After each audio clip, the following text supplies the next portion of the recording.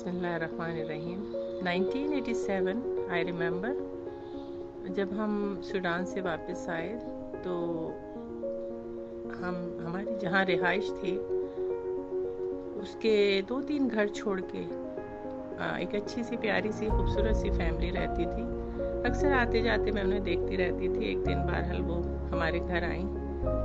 ان کا ایک بیٹا انجینئرنگ کر رہا تھا اور دوسرا شاید بی ایس سی کر رہا تھا, کچھ اس طرح سے تھا. 2 ہی بیٹے تھے ان کے, اور بڑی اچھی سی حسین سی خاتون میرے لیے میٹھا بنا کے لائی تھیں, کھیر غالباً وہ لے کے آئی تھی میرے لیے. اس طرح سے ہماری ان سے دوستی شروع ہوئی. ان کے ہسبینڈ بھی انجینئر تھے اور خود وہ گورنمنٹ اسکول کی میں پرنسپل تھی کہیں بڑے اچھی سی جگہ پہ, غالباً خان اسکول میں کہیں پر. بہرحال وہ تھیں اور یقیناً کافی بڑی تھی لیکن بڑی اچھی ان سے دوستی, بہت ہی ڈیسنٹ قسم کے وہ لوگ تھے. اور اکثر وہ اسکول سے آنے کے بعد میرے پاس کبھی کبھی 1 ہفتے میں چکر لگا لیتی تھی. اس طرح بہرحال اچھی ہم سے ان کی جان پہچان اور اچھی دوستی ہو گئی.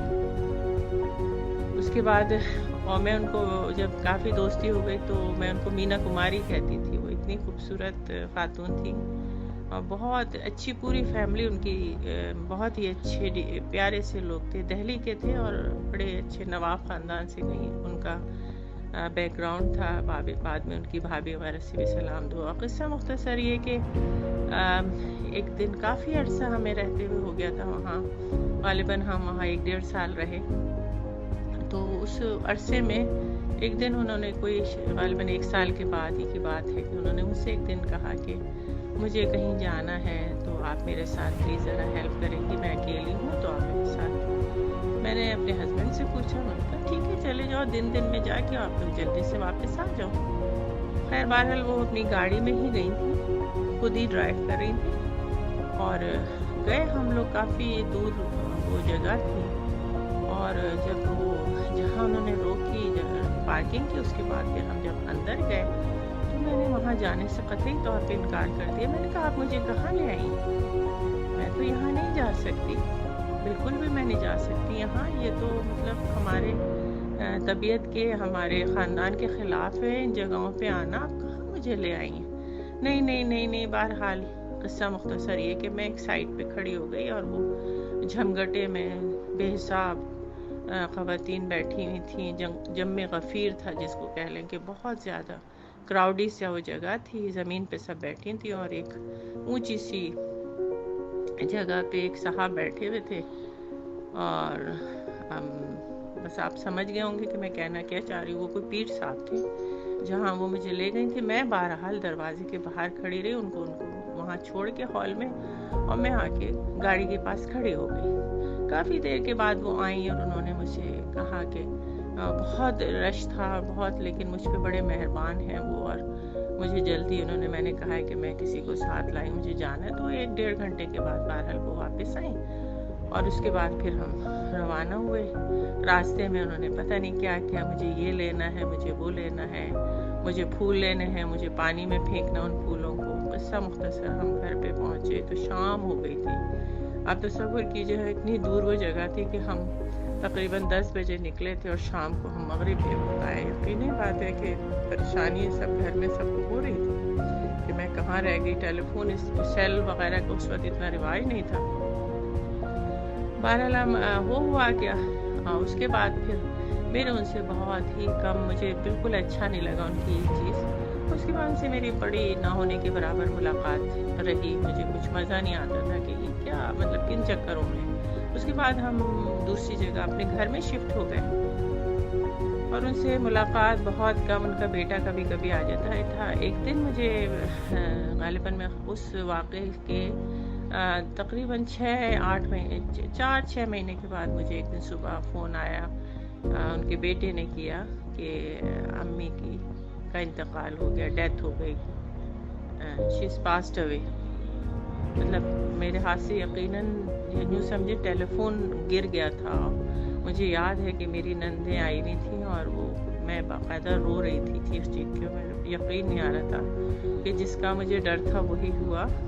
कहानी का लुब्बे लुबाब ये है, लॉन्ग स्टोरी शॉर्ट ये, कि वो पीर साहब ने गालिबन जो बाद में किस्से पता चले जब हम उनके यहाँ गए कोई 3-4 दिन के बाद, अपने हस्बैंड के साथ जब गई तो उनके हस्बैंड ने बताया कि कोई ऐसी दवा उनके बॉडी में गई है जो कि बिल्कुल जहर बन गई थी और वो बिल्कुल बिस्तर पे पड़ गई थी 4 महीने तक। बिल्कुल वो आप गालिबन आपका टेलीफोन नंबर चेंज हो गया था क्योंकि उस ज़माने में लैंडलाइन थी, तो वो बड़ी बेचैन होती थी आपसे मिलने को, बात करने को, लेकिन वो हमेशा यही कहती थी कि वो बात सही कहती थी कि आप कहाँ आ गई। तो उनके हस्बैंड ने कहा मेरे भी समझ में नहीं आया कि क्या कहती रही, और बहरहाल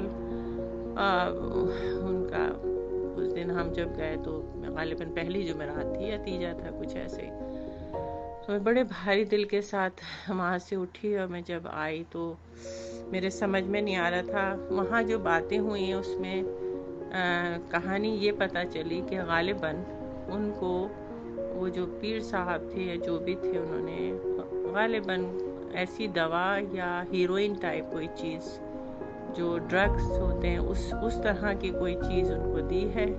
पुड़ियाँ सी थी जो उन्होंने मुझे भी दिखाई थी और मैंने बिल्कुल मुंह उस तरफ कर लिया था कि पता नहीं आप क्या चीज़ें किस तरह बग़ैर किसी डॉक्टर के प्रिस्क्रिप्शन के बग़ैर आप कैसे खा रही हैं। किसी ने भी आपको कुछ भी दे दिया और आप खा रही हैं, दिस इज़ रॉन्ग वे। लेकिन वो मतलब मस्जिद थी कि मैं वो सही है मैं गलत हूँ। उनका आप ऐसी आपका अक़ीदे की बात होती है ये वो। खैर वो उनके हस्बैंड ने जो कहानी सुनाई थी उसकी कहानी का लुब्बे लुबाब ये था कि डॉक्टर्स ने बताया कि इनके जिस्म में कोई ऐसा जहर सा फैल चुका है जो कि इनके अंदर सब कुछ खराब कर गया। दिल उनको शायद हार्ट अटैक भी हुआ और पता नहीं क्या क्या हुआ, और वो बिल्कुल 4 महीने में एकदम से यूँ समझ ले स्केलेटन बन गई थी। वो हसीन औरत जिसको मैं मीना कुमारी कहती थी, और उसका जो हाल था वो मत पूछिए कि वो तड़प के मरी हैं, पानी वो नहीं पी सकती थी, बुरा उनका हाल था।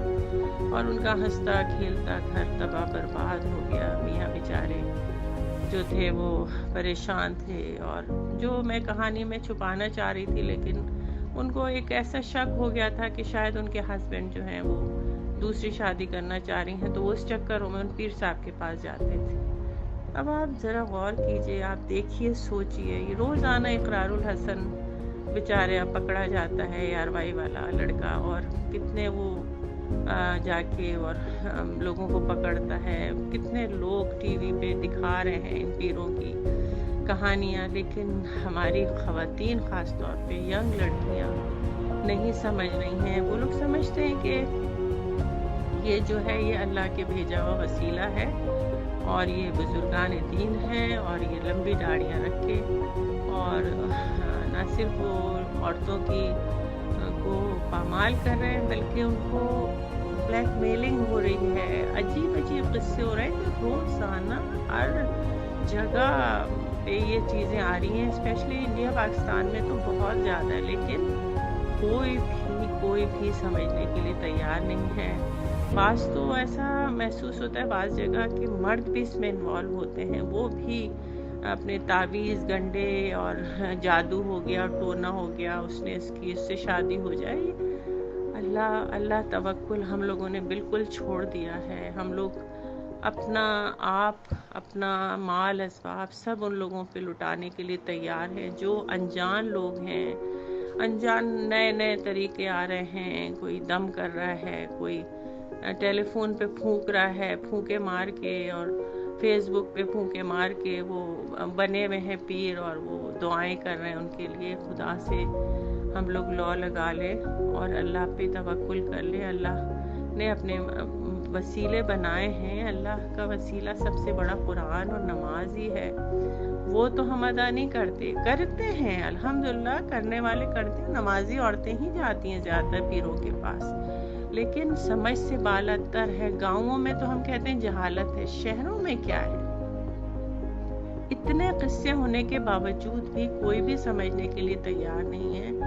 आप अगर सुनाना शुरू करेंगे तो आपके पास हज़ारों ऐसे किस्से होंगे। आपके इर्द गिर्द लोग हैं जो पीर बने बैठे हुए हैं। आप میں اگر سنانا شروع کروں تو میرے پاس بے حساب قصے ہیں، لیکن ہم تیار ہی نہیں ہیں اس بات کو سمجھنے کے لیے کہ یہ کون سا کھیل کھیلا جا رہا ہے۔ نہ گورنمنٹ اس پہ کوئی ایکشن لے رہی ہے، نہ پولیس ملی ہوئی ہوتی ان لوگوں سے۔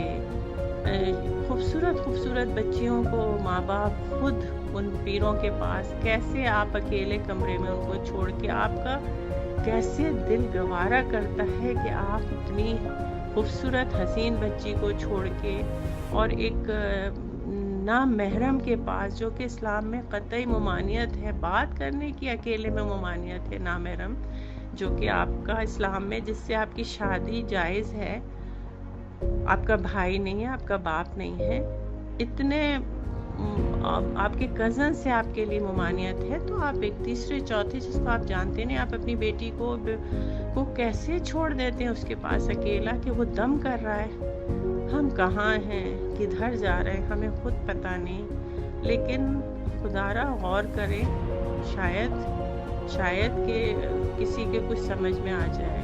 اللہ میاں ہمیں ان جال سازوں سے بچائے، اور اللہ تعالیٰ اپنے کلام میں اور اپنے جو